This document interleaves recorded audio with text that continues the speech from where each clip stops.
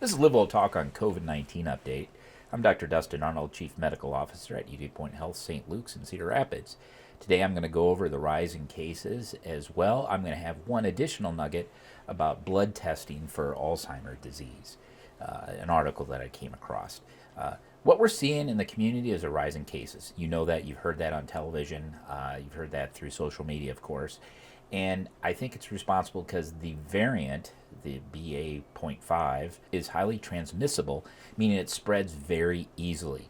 I've heard of people doing golf outings. I've heard of people taking outdoor canoe trips and having the whole group catch it. Now, was that with their transportation there, driving the same car? Was it actually being outside? Regardless, it spread uniformly through these groups that went. So it definitely is more transmissible or infectious. However, it is not lethal. It's not putting people in the hospital per se.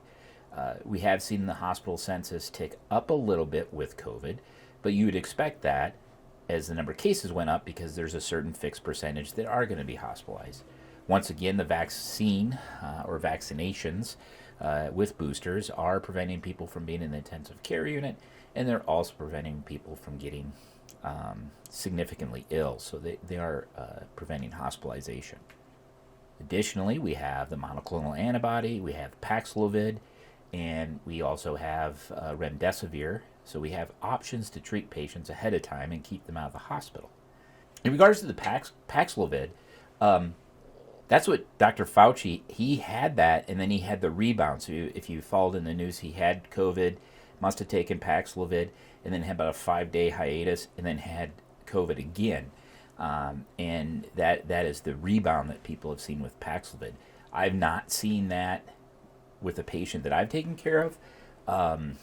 I have had some trepidation sometimes about giving someone Paxlovid, knowing that they'll probably do all right without it and to avoid the rebound, but I have not seen the rebound yet.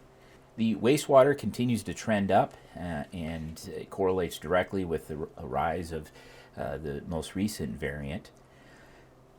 And that rise in cases is also converted into community levels rising. Now, there's community levels and there's transmission levels. Transmission levels are similar to what we had in the past, just basically it's the number of positive tests in a county.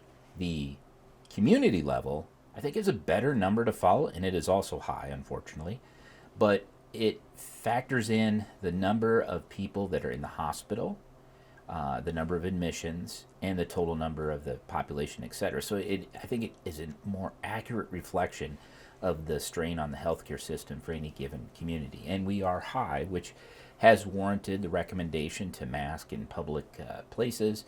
Healthcare facilities have been masking, but public facilities are masking. And my recommendation is I would avoid closed, confined spaces with large groups of people, particularly riding in a car for a road trip, etc., or a bus, etc.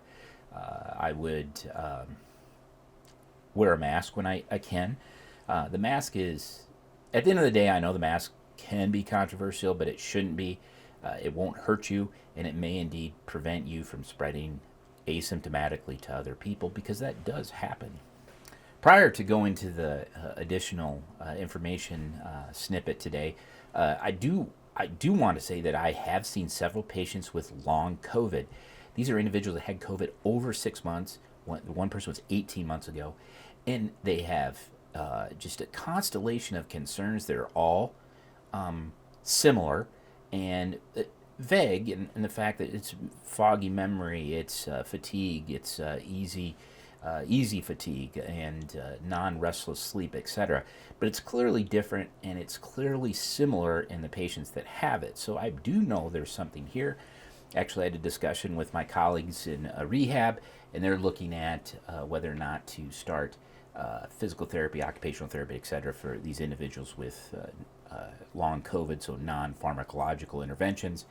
I'm not aware of any pharmacological interventions at this time.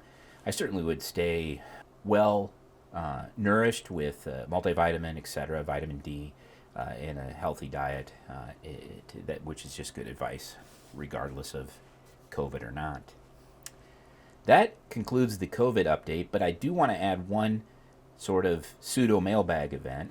I had a colleague here at the hospital with environmental services stop me over the weekend when I was rounding and ask, is there a blood test for Alzheimer's disease? Didn't know the answer. So I'm going to look it up and I'm going to tell on my podcast.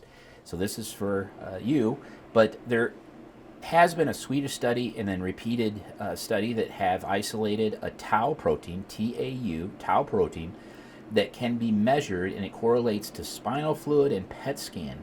So it is being refined, but there is a blood test that may help us diagnose Alzheimer's disease early and differentiate dementia from frontotemporal dementia. You've probably heard that Pick's disease, frontotemporal dementia.